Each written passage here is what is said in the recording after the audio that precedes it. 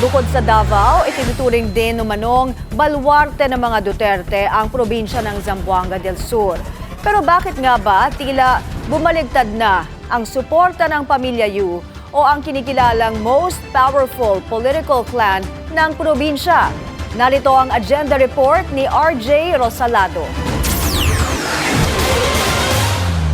Malaki ang boto na nakuha ni Vice President Sara Duterte sa Zamboanga del Sur noong 2022 elections. Pumikit 365,000 o 63% ng casted votes ang napunta kay VP Sara. Patunay na solid ang naging suporta ng probinsya sa Vice Presidente. Pero matapos magkalamat ng political relationship ng mga Duterte kay President Bongbong Marcos, tila bumaligtad na ang mga dating political ally ni VP Sara sa Zamboanga del Sur.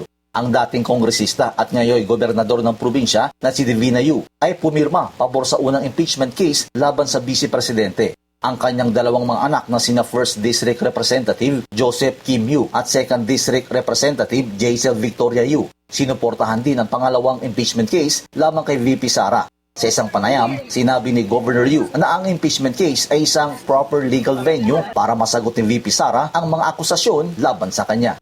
Ang impeachment nandyan na yan eh. So, siguro pag-usapan nila sa Senate para ma-vindicate din si VP kung totoo ba yung mga accusation sa kanya or hindi. Iginiit din ni Governor Yu na hindi sunod-sunuran sa kanya ang kanyang dalawang anak at sariling desisyon nila umano ang suportahan ng impeachment case laban kay VP Sara.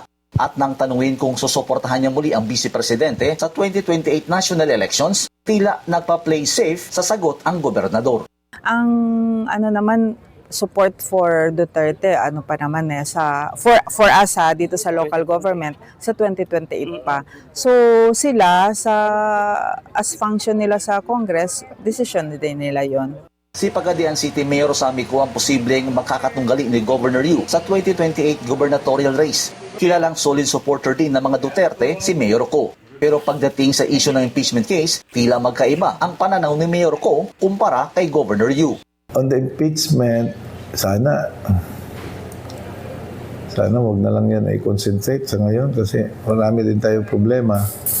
Karamihan man sa mga Mindanaoan District Representatives ang sumuporta sa impeachment case laban kay VP Sara, pero tila nananatili pa rin ang simpatya ng mga taga Mindanao sa pamilya Duterte. Isang patunay dito ang resulta ng recent surveys. Para sa agenda, RJ Rosalado, Billionaire News Channel, Zamboanga del Sur.